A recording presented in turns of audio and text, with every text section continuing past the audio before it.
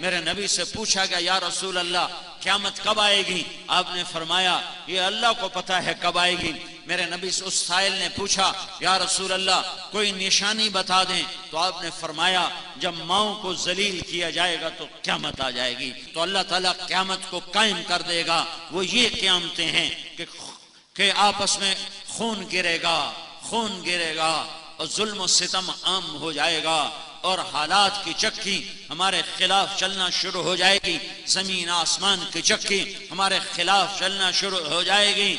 तो इस वक्त हम सारे मजमे को तौबा की जरूरत है कि सिर्फ मेरे भाइयों इस खून के बहने के पीछे सिर्फ हुकूमत नहीं है, सिर्फ सियासी पार्टियां नहीं है। तारिक जमील के गुनाह भी इसके हिस्से में हैं। तारिक जमील का गुनाह भी इसका सबब है। आपके मेरे इज्तिमाई गुनाह भी इसका सबब हैं।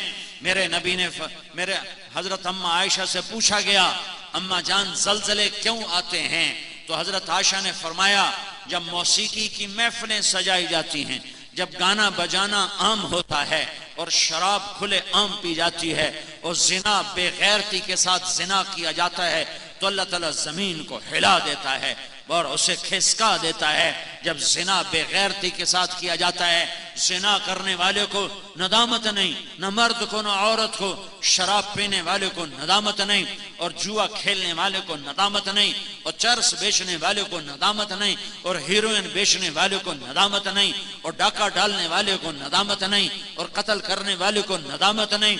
तो मेरा अल्लाह नाराज होकर निजाम को उल्टा देता है। इज्जत तो खजलफे उतुवाला, एक हदीस भी सुन लो, जब हुक्मरान कौमी खजाना लूट लेंगे, वल अमानत मगनमा, जब लोग अमानत खा जाएंगे, वल ज़कात मगरमा, जब मालदार लोग ज़कात नहीं देंगे, वो तो गैर दीन, जब उलमा भी दीन के जरिए से दुनिया कमाने लग जाएंगे, वह अता अर्रजुल ज़ौजतहु, और लोग बीवियों के फर्मा बरदार होंगे, वह अक्का उम्महु, और माओं के नाफरमान होंगे। हाँ, माँ की फर्मा